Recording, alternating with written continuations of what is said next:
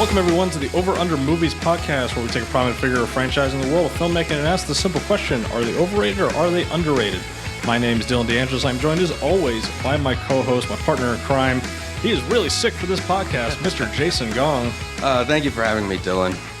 All right, in this episode, we are talking about the legendary comedic actor, Will Ferrell. Before we get into the meat of the podcast here, we want to first remind everyone this podcast exists both in video and audio formats.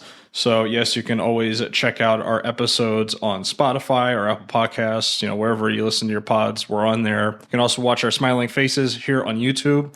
Anytime you hear Jason cough in this podcast and you're like, wow, I wonder what that would look like in video format, you'll see it. Oh, no. Case in point. Also, check us out on TikTok, Instagram, all that good stuff. And also check out our Patreon page. We upload podcasts 24 hours ahead of time. You subscribe even to our lowest tier, which is $2 a month. You can get our podcasts on Sundays instead of Mondays. And you help support Jason's crippling medical debt. Yeah, things are tough. So, Jason, we're talking about Will Ferrell today. Very interesting actor to discuss. He is someone who, when we were growing up, he was kind of like the guy when it comes to comedy movies. I mean, when you just look at the list of films that he did from the early 2000s to really up until like 2010, which is the other guys, like he just has so many movies, so many characters. And what makes him interesting in the context of overrated versus underrated is he doesn't really have much like award recognition or anything like that. He's a guy that is very well known specifically for one thing, is that he's a funny dude. He makes funny movies, and that's kind of it. Mm-hmm. And yeah, to his credit, like the fact that he doesn't have awards is because comedy and comedic performances often go unrecognized by awards bodies. So he's 56 years old, so he's not super old. I would say he should be working for at least another like 20 years or so, assuming his health is okay. He started when he went to USC, and I think he has his degree in like sports administration or something. He's a big sports fan. We probably won't talk about this much in the podcast, but he does a lot with like the LA sports teams.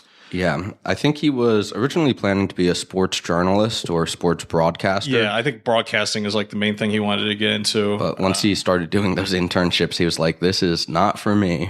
So he moved to LA in 1991. He auditioned for a group called the Groundlings, which I think is like an improv sketch comedy, like school/production in LA. If you go on their Wikipedia, I'd never heard of this school. Have you heard of the Groundlings? Yeah, they're one of like the big 3 or 4. Yeah, so if you look them up on Wikipedia, the list of like people that have come out of this group is like, it's a ton of SNL cast members or like Mad TV people or just comedy actors in general or stand-up comedians. There's just tons of people that come out of this. Anyway, he moved to LA. He like auditioned for them and he got a role in their like, I guess their intermediates here. They have like 5 tiers of like improv people. And he started there in 1991, and then he got recommended by one of the people to audition for SNL in 1994 with his buddy Chris Kattan, who did they did Night of the Roxbury together, and both of them got cast on SNL. And he is one of the people you think about when you think of that like golden age of SNL from the mid 90s to the early 2000s, doing like tons of different characters. He's definitely somebody, at least in his early career, he was mostly known for his like impressions of characters. Yeah, and that's I mean that works perfectly well into the movies that he later does in the 2000s, which they kind of boil down to Will Ferrell's a basketball player. Will Ferrell is a Christmas elf.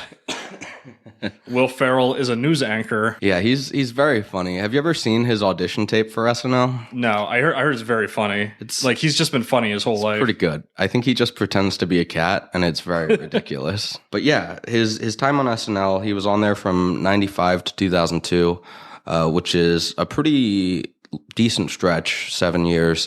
And then he's come back to host like multiple times. He's part of the 5-Timers Club, which is like a rare group of hosts that come back 5 times or more. And then, yeah, he's been brought back to like play the president, George W. Bush, even after his tenure ended. So he's a huge presence on that show. And then this is before. We'll cut that.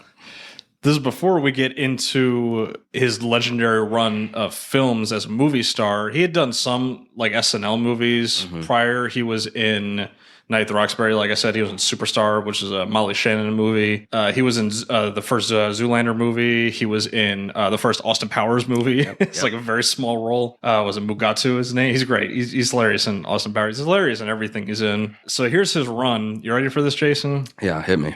2003, he's in Old School. 2003, he's also in Elf. 2004, he's in Anchorman. 2005, he's in Bewitched and Kicking and Screaming. 2006, he is in Stranger Than Fiction, Talladega Nights, and Curious George the same year. 2007, he's in Blades of Glory. 2008, he's in Semi-Pro and Step Brothers. 2009, he's in Land of the Lost. Have you seen Land of the Lost? No, have you? It's a weird movie. It's a movie about a TV show that's like very old, and it feels that way. It's an interesting movie. 2010, he's in Other Guys and Megamind. That stretch of 7 years. Holy shit. Yeah, and that's, if his SNL career ended in 2002, then that's 7 years on SNL, then 7 years of an incredible movie run. Just straight up like movie after movie after movie. And they're all bangers. Like the dude wasn't missing in this stretch. And a lot of these films also have great ensemble casts of secondary and tertiary comedians. We only watched a few of his movies on rewatch because I've seen all of these basically. I'm guessing you've seen most of them. The one thing we were curious about is, do these movies hold up comedically? And I mean, comedy is one of those genres that is very possible that jokes in the movies do not age very well. And outside of like a few R words or, gay F words, there's a few of them. But for the most part, they hold up pretty well, I think. Yeah, I think as far as comedy movies go, these are basically modern classics. I will say, and spoilers, I am going to be the one arguing that Will Ferrell is overrated. I will say that like Anchorman, which to me is like the seminal comedy of our time, to me that it wasn't as funny as it was when I was like a teenage boy. It's still very funny, but I think a lot of the jokes just didn't make me laugh out loud the way it used to. And that's probably true for a few of these, although we did not rewatch all of them. I will say Step Brothers is a perfect movie with no misses. Every joke lands. Yeah, the funny thing about Will Ferrell movies is that they kind of follow one of two formulas. They either start with him on top as like the best of the best in whatever role he's supposed to be, and then there's like a fall from grace, and then he's got to like pick himself back up at the end of it. There's either that, or he starts off as like a sad person that is just pitiful, and then he needs to work his way up, and eventually he reaches the mountaintop at the end of the movie. Those are his two like main formulas that you can take basically from any Will Ferrell movie, and I think they both work very well. The one downside, and I'm making an argument for you a little bit here. The one downside you can poke in most of these movies is there's real lack of plot in general. A lot of them are like sequences or sketches, or I mean, it makes sense. This guy came from an SNL background, so this is like what he excels in, is like little, pieces of a movie, and you just put a string of those together. I mean, you say you love Step Brothers. Step Brothers is a movie that's like kind of devoid of plot. Yeah, Adam McKay kind of created a loose outline for the actors to follow and then just said improvise funny stuff, and that's what they did. The funny thing about Anchorman is that Anchorman has so much footage on the cutting room floor that they just made a second Anchorman movie of just extra stuff that they couldn't fit in the first one. As part of the reason why Anchorman 2 is like them going way too far past this formula to the point where it's just not good. It's still funny. It still has funny scenes, but it's like his one miss. Yeah, it's interesting. And that's after It's after this run, after this run. So I guess we can consider that his fall off era, but I wouldn't even necessarily call it that. Yeah, I guess we could talk about him and Adam McKay right now because their relationship is a really important part of Ferrell's career. Yeah, and it's over. It is currently over. The funny thing is that I'm sure that they will work together in the future at some point. Right now, they're on the outs with you because of the damn Los Angeles Lakers TV show that was on HBO Max. Yeah.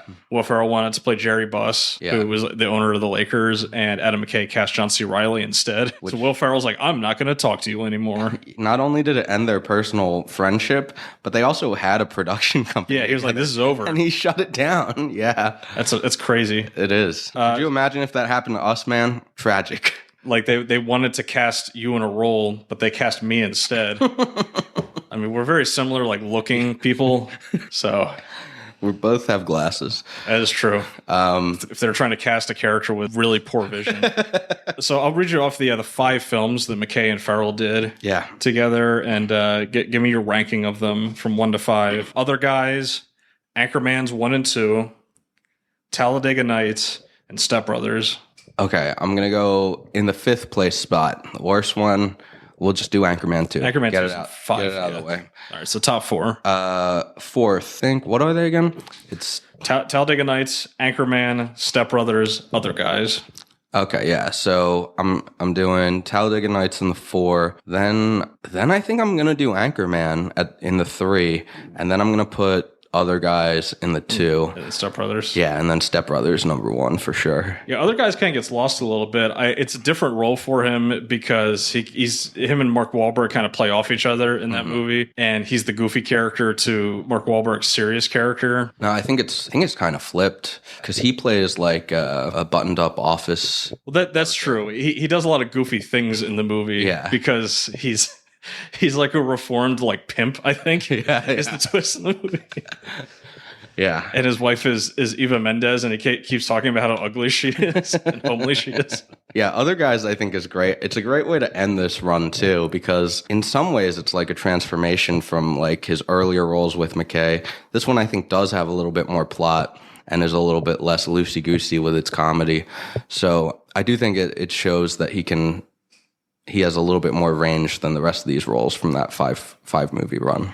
Yeah, heck of a run, though, for sure. We say that the stretch ends in 2010, and obviously he's been working still a lot. This guy's one of the busiest people in Hollywood. Sure. And he still does acting roles. He doesn't do as many, like, where he's in the lead. You know, he also does, like, a lot of voice work roles. He was in the Barbie movie last year as the villain. He's the villain in the Lego movie, too, right?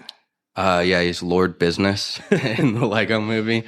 So he started taking more like diverse roles, which is good. And he's also been doing a shitload of production work. Like the movies that he is a producer or an executive producer for, it's more than his acting credits at this point. He does so much producing that he produces movies that you don't even realize like Will Ferrell's the producer for. Mm-hmm. Like May December, which came out last year. Oh, yeah. Will Ferrell was a producer on that movie. Yeah, I saw someone tweet like Will Ferrell jump scare at the end credits of May December. Yeah, so the guy, he's just everywhere. There's so many movies. Have you seen Booksmart, which came out a few years ago? I haven't seen it. So he was producer on Booksmart. Yeah. He was producer on Drunk History, the television show.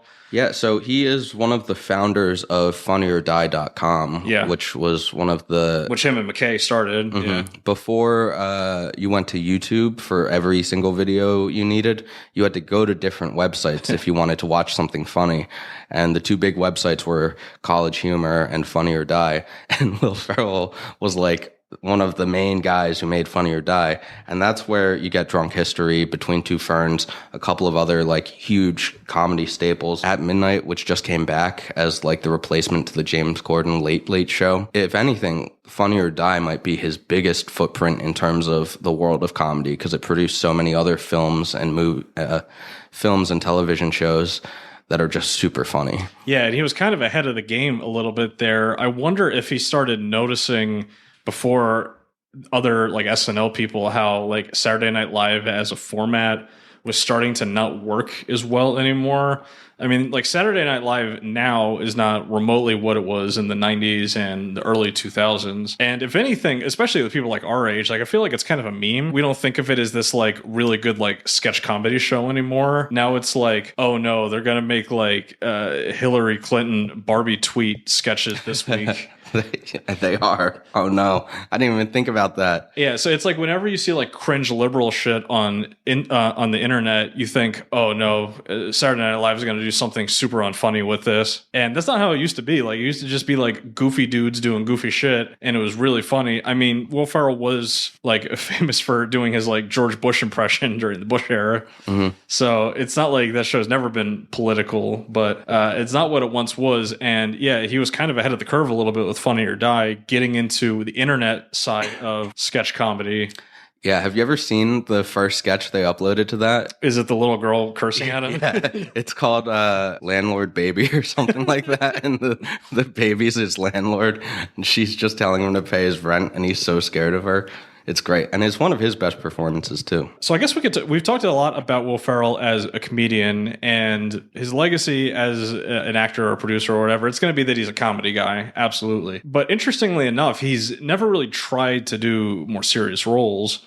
If you look at other comedic actors that you put in that same pantheon as him in the last like 30 years, the main two that come to my mind at least are Adam Sandler and Jim Carrey. And those guys, at least like every 5 years or so, they try something. They try to get like a little dramatic with it. And Will Ferrell's just seemed to not be interested in that at all, with one like major caveat. Yeah. Which is a film that we rewatched recently called Stranger Than Fiction, where it's like a dramedy. It still has like a lot of funny moments in it. But Will Ferrell plays a man who lives a very boring life, a very complacent life, and he starts hearing a narrator who is narrating his life as he does it, and he can hear the narrator talk. And the narrator says something along the lines of, "You're going to die." Yeah.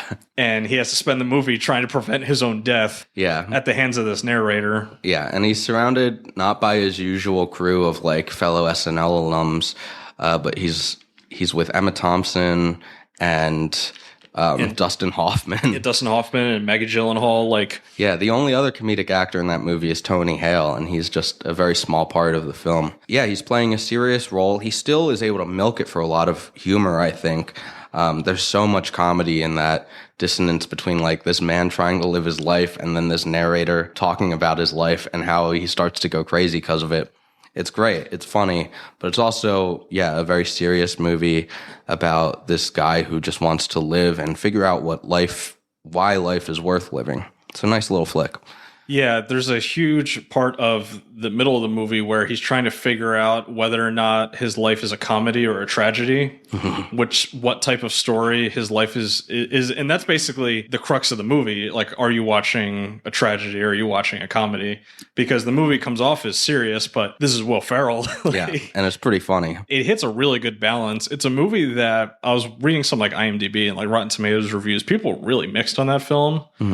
And I can't see why. I thought it's really good. It's also a really good romance movie towards the end of it. Yeah, it's definitely one of those like mid-2000s indie dramedies. Like it almost fits the same like tone as like Napoleon Dynamite or Eagle versus Shark, except the character's pretty awkward. Yeah, it's like that, but more fantastical, I would say. Yeah, one film that I think it's really similar to is a Steve Carell movie called Dan in Real Life, which I really like. Yeah, I think Steve Carell's another actor in like a similar vein as Will Ferrell, but I think he's a little more like those other two guys you named. He'll do a more serious, dramatic, independent film every 5 years. Yeah, and what's interesting is that once Adam McKay stopped doing these comedy movies and started going more into like political commentary films, like he brought some of those comedy people over with him, and Steve Carell's one of those guys. Yeah, and Will Ferrell is not. Yeah, which is interesting. You think like he'd be perfect for, if they did like a George Bush movie, that you'd have Will Ferrell as George Bush, but yeah, apparently not. And then the one thing Will Ferrell has the most success in is he was a producer for Succession on HBO, and Succession's won like a shitload of awards. That's so crazy. I didn't know that. He was a producer for the Theater Camp movie that came out last year. Oh, I love that movie. Oh my gosh, dude. So yeah, if you go on for anyone listening to this, go on to IMDb, look at Will Ferrell's producer and executive producer credits. it's going to be so many movies and shows you've heard of. And you're like, Will Ferrell, he's just working behind the scenes and like tons of stuff nowadays. Yeah, he's clearly like, in addition to being like a hard worker and someone who knows comedy, he's just like very smart about film and television in general, it seems like. So what do you think he hasn't done any more serious roles? Do you think it's just something he's not interested in? Or you think like maybe that's something we could see like later in his career? Well, I do think we could see it later in his career, but I also think maybe he is aware of like what he's good at, right? And if you can only do like 2 to 3 projects to act in a year, are you going to do what you're good at, or are you going to do something that you might not be good at? So I think he's making the choice to like, because Will Ferrell's the kind of guy where only Will Ferrell can play some of these Will Ferrell roles. Like Elf, I don't think any other actor could really bring it to Elf and be as good. I'd almost rather get more performances like that from him than seeing him attempt to do the more serious performances if it's something that he's not interested in. Yeah, that's one of the questions I had written down here because I was curious about it. Was Will Ferrell really is kind of one of one when it comes to modern comedic movies? Who is the next Will Ferrell, if you had to guess? Or is this something we're just not going to see again for a while? A guy who's able to just like straight up carry any movie where you're able to say like, this actor is this thing, you know, Will Ferrell is a basketball player. He is an ice skater. I mean, I think there are other actors who already are able to do that. Like Jim Carrey, I would say, is an actor who you could put him in anything and let him be Jim Carrey and it'll be good. I just don't think it would be the same as Will Ferrell. So if, I don't know, what's another career? Like firefighter. If there was a firefighter comedy and you could put Will Ferrell or Jim Carrey in it, I think either of them could carry that movie, but I think they'd be very different movies. Can you think of any actors who are like under 40? Like could up and comers? Take over this? Yeah. Or actresses. Doesn't need to be just men. Probably either of the Bottoms girlies. I think they're really good and have very distinct comedic styles. So that's Rachel Sennett and Ayo Edebiri. Both of them can kind of like chameleon their way through comedic performances or just play themselves in different roles. And I think they'd be very good. Who was in theater camp? I'm not sure. Oh, Ben Platt, who was in Dear Evan Hansen. I don't think he has the comedy chops, but I think he is a good up and comer and can do maybe some more of like the more serious roles that Will Ferrell has attempted. Yeah, because I honestly can't think of anyone that is like set up for this role specifically. I mean, all the people you're naming, like I don't know if these are people that can carry a movie to that level just yet. Yeah, maybe not the closest one that's like recent I could think of is like maybe Seth Rogen, who he plays like minor characters in some of Will Ferrell's earlier movies. And Seth Rogen, for a decent bit there when he was doing like the Apatow films, he was kind of carrying things on his own too. And he's somebody that has like a very, you know, specific look, and he's, even though he kind of plays like stoner characters in every movie that he's in. Yeah, I just consider them to be in the same graduating class at this point. They both had their runs in like the mid to late 2000s. I mean, is there anybody in the current like SNL cast that would make sense for the next like group? Like who are the comedians? I mean, I'm sure there are. I just don't really know who's on SNL right now. For anyone that like listens to our podcast and is more like locked in, I mean, I know you have friends that do like improv and stuff like that. Maybe you guys can help us out here. I have no idea. And that's what I was saying. It feels like Will Ferrell's like one of one a little bit, because I don't know if this is a type of actor that we're going to see for a while, because Hollywood just doesn't make straight comedies like this anymore. Yeah, it should be interesting. I'm sure there's probably like a superstar on SNL right now that we're just not aware of. And also there's more avenues for like becoming a comedy star now than there used to be, because of people like Will Ferrell making websites like Funny or Die. So we could see someone come out of like Funny or Die or College Humor. Yeah, that would be the question. Yeah, if like, I don't know, just saying a name, like if Bo Burnham turned into this like giant comedy actor, or if like Donald Glover wanted to do a bunch of like comedy films in a row, like there's certainly people that have the chops to do it. Yeah. Or like another guy I think of is like Chris Hemsworth. Like Chris Hemsworth's hilarious. And if he wanted to, he could probably just be like this like big buff comedic dude in all of his movies. But Will Ferrell, one of the things that made him unique is like he only wanted to do comedies.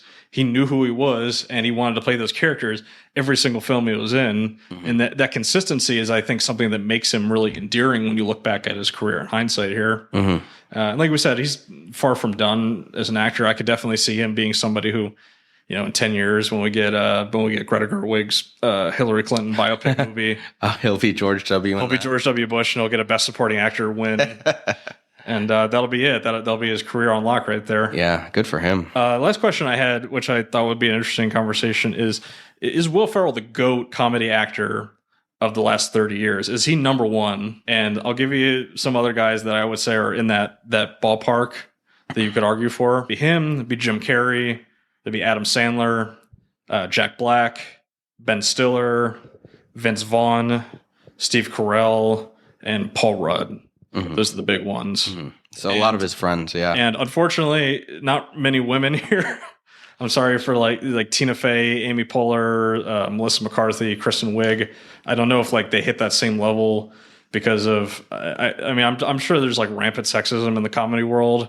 Oh yeah, that's the only reason I could possibly think of is why there's not a female Will Ferrell that exists that does a bunch of leading roles like this. It's probably just really hard for them to get projects greenlit.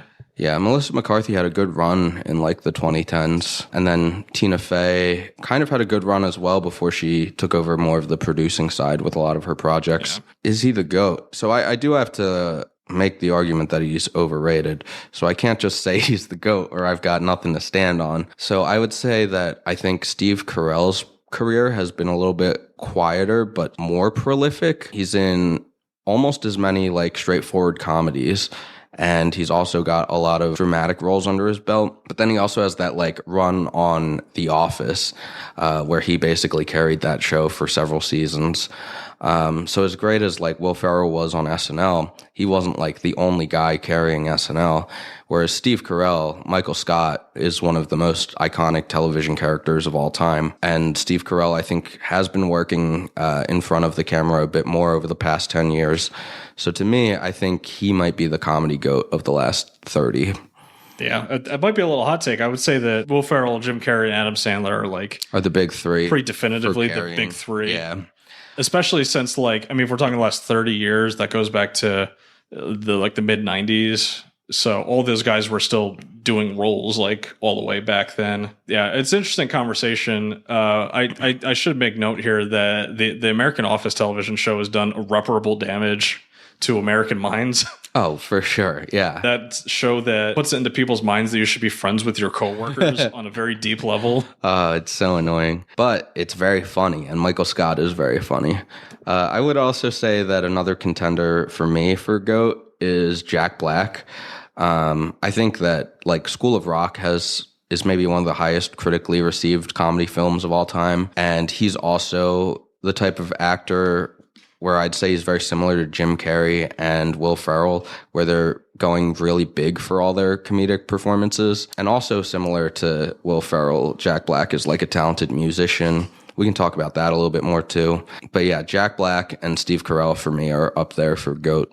Yeah, you're right that Will Ferrell, he does do a lot of singing in his movies. Mm-hmm. Shout out to Stranger Than Fiction again, where he seduces Maggie Gyllenhaal with his guitar playing. I heard you practicing guitar yesterday. I was like, I know what this guy's doing. Yeah, that could be me. And then also John C. Reilly, who is very much Will Ferrell's contemporary and partner in crime for a stretch of those films. Yeah, John C. Reilly is a good example of what Will Ferrell could have been with his career, because John C. Reilly is somebody who did more serious roles, and then got roped in with Will Ferrell to be in Step Brothers and Talladega Nights, and then he's doing. We watched Walk Hard recently too, which is fucking hilarious. Walk Hard's great, yeah. Yeah. What about you? Is Will Ferrell your GOAT? I would say he's number one. Yeah. I think it's close. Jim Carrey's kind of gotten lost a little bit because he hasn't worked as much recently. But if we were having this conversation 15 years ago, I think it might have been Jim Carrey. Yeah, he also started his career earlier, so it makes sense that he's not working as much now. All right. So before we get into our overrated versus underrated argument, how does the public rate Mr. Will Ferrell? It's got to be pretty high, right? I should say, we're still doing our 1 out of 10 ratings. Please, for the love of God, somebody give us a better rating system.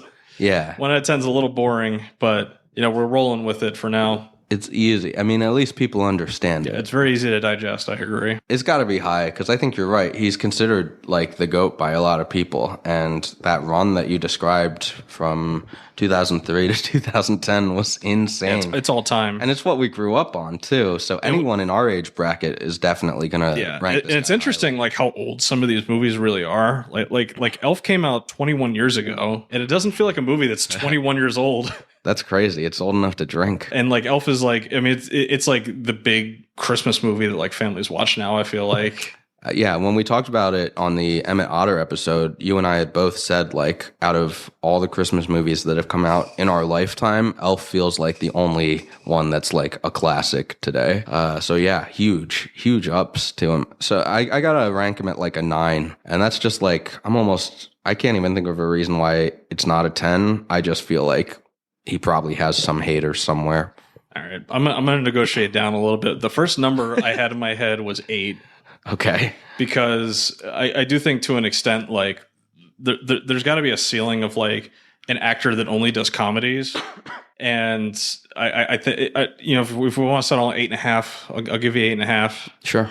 I mean, obviously, he's a very good actor. This is not is this guy a really good actor podcast? That'd be boring as shit.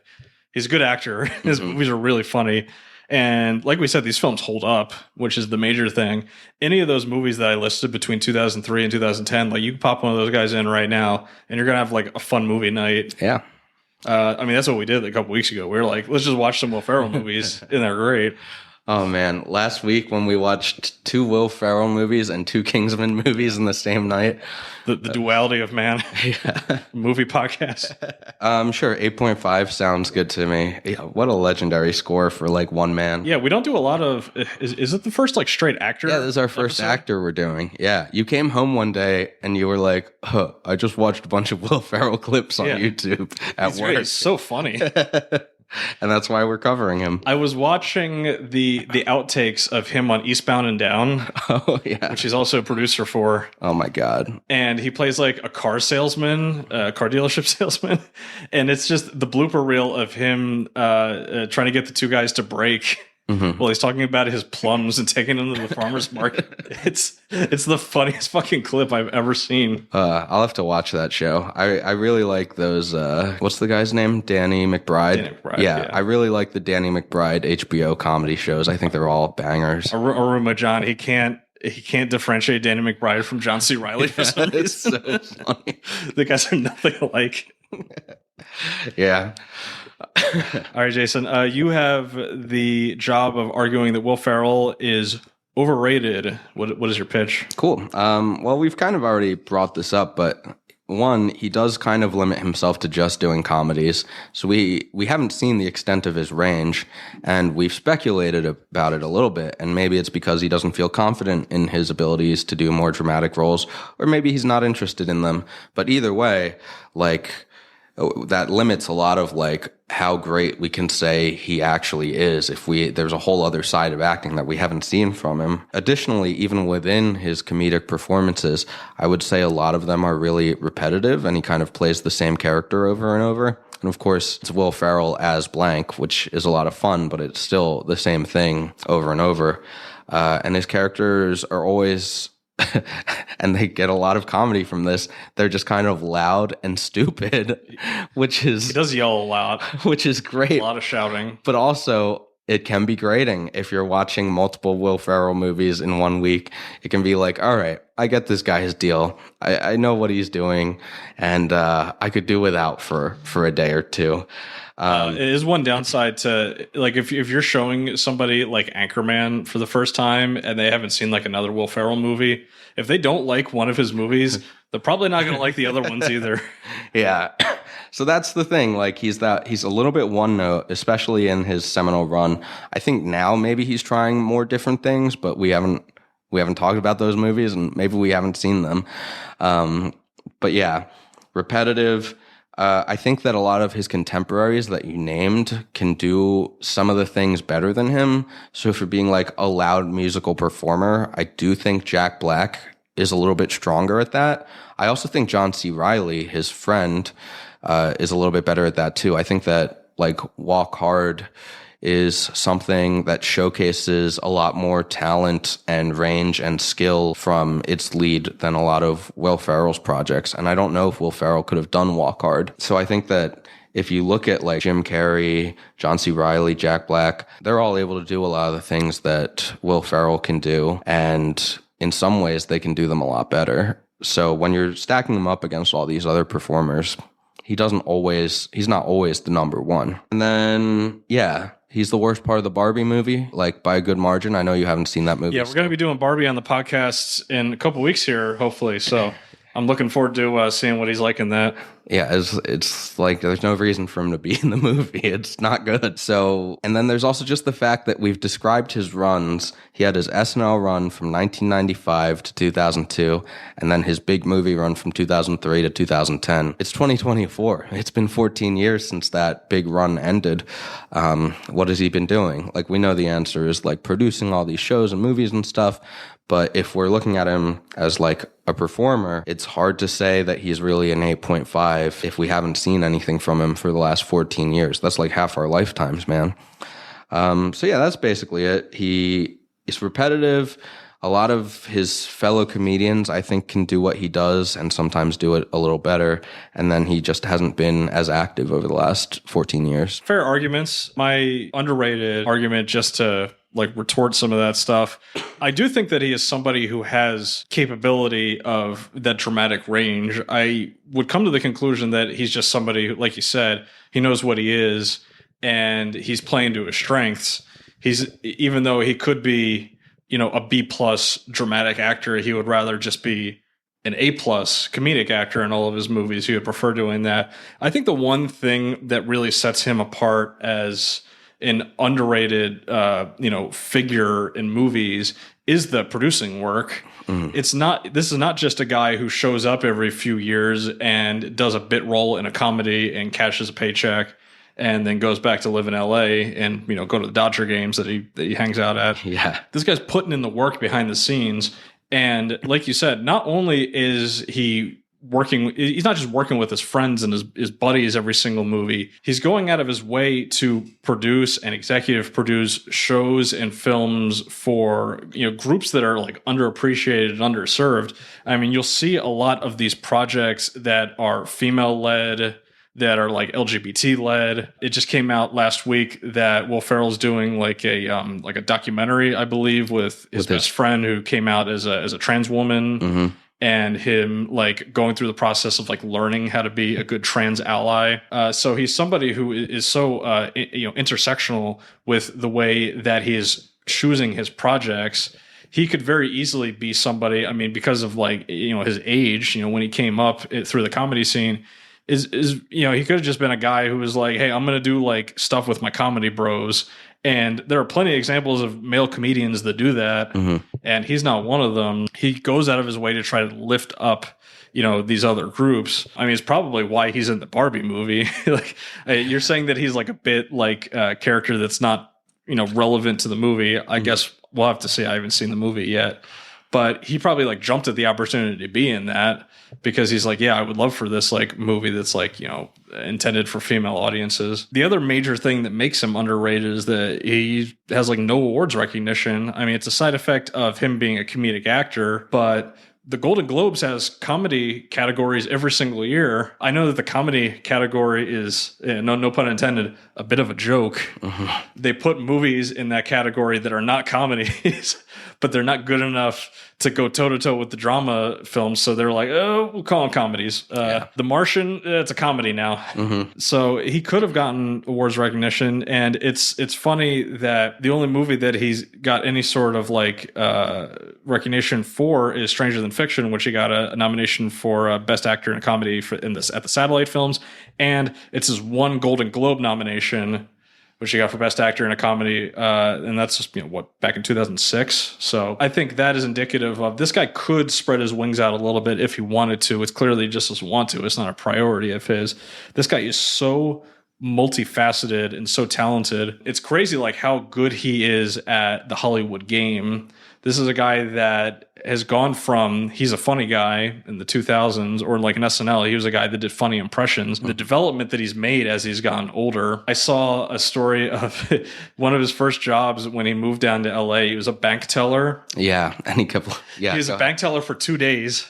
Because his drawer, I mean, this is not specific to being a bank teller. If you work any job where you're a cashier, basically the money that is in your cash register needs to be what you started with minus like the chain, plus minus your sales. Yeah. You should be putting in what is supposed to be there. And he was like minus like $300 on his first day. And then the next day he was minus like $200, and they're like, "You can't do this, pal." Thank God he's funny. It sounds like he's bad at every other job. Yeah, he was also, I believe, like a rental car valet, and he like wrecked a car on his second day, like trying to park it. That's so great. So this is a guy that he was fucking built in a lab to be like an insanely funny person. And then he took the clout that he built from being that comedy superstar and paid it forward to like the next generation of people. I mean, how many like budding comedians did he directly or indirectly help with Funny or Die? How many comedians come out of like the internet system and like from like Vine and TikTok and all that nowadays? His contributions are like kind of tough to quantify here. And that, like, for me, that's what makes him underrated more than anything. If we're looking at him like just in a vacuum as an actor, I would say, yeah, he's probably a little overrated. He only does comedies. But when you take a few steps back, the big picture, I think it's tough to argue. Yeah, his career is huge. You don't have to keep going. I agree with you. I think the fact that he's got these producing credits under his belt, and for the particular projects that he's chosen to produce, underrated for sure. And it's not like, he's not putting his name on the marquee for these projects either. Like you see him show up in the credits. Yeah, you don't watch the trailer for these movies and like the opening crawl is produced by Will Ferrell. When very easily he could do that and boost his ego and maybe his pockets, but he's making the choice to put other comedians at the forefront, and I think that's great. And then like we talked about with Funny or Die, that's such a huge contribution to the current landscape of comedy that you really can't understate that. Like he is basically like the guy. He is one of the godfathers of comedy at this point. Like if you're somebody who is doing improv comedy at like your local club, or you're doing stand up, like Will Ferrell is the apex. It's like the absolute best case scenario you could possibly imagine in your career as a comedian. Yeah, is what Will Ferrell did in his career. It's absurd when you just like look at the list of stuff that he's worked on. It's crazy. His IMDb page is absurd. It's so many projects. Yeah, he's great. He's smart and talented. And he's only 56. He's not that old. Yeah, he's going to be doing this for a while. So anyway, that's Will Ferrell. Definitively underrated. I think he's like the definition of what you would look for for an underrated type argument like this. Is like a guy that's like a lot of behind the scenes stuff. On the surface level, very typecast, but on the macro scale, it's just like tons of stuff. Yeah. Like we had to do a little research to find some of these like other projects that he did. And I do think he is a little one note as a performer, but like it's clear that as a human, he's got so much more going for him. It's incredible. Yeah. It also helps that he's like a good person. Yeah. It seems like, love that. Even though he does kind of fall into the Hollywood liberal hole a little bit. Wasn't he in the COVID song? Was he? I don't know. What song did they sing? It was a Beatles song, wasn't it? Yeah, Imagine. Yeah, I believe he was in the Imagine video. I don't know. You better look that up before you put that in the episode. We don't want to... It's a tough accusation to throw out there. We can't in the Imagine song. If it's not true. Anyway, that's going to do it for the podcast on this one, guys. Let us know, did we get it right? Feel free to leave a like, comment, sub, 5 stars in Apple Pods, all that good stuff. Shout out to Jason, powering through. I had the tea help in this podcast to do his job. It's great. Yeah, my roommate John bought me some chamomile tea, so shout out John. He's on our Gladiator episode. Check it out. Yeah, 2024 pods. We got a lot of stuff lined up. Really excited. Yeah, it's going to be good. You're going to be doing some guest spots. Going to be pulling on some more guests. Yeah, and we'll be on other people's podcasts too. So check that out for sure. Yeah, keep an eye out. Keep an eye out for sure. Anyway, for myself, for Jason, that's going to do it for this one, guys. We will catch you next week on the Over Under Movie Podcast. See you at the movies. Bye.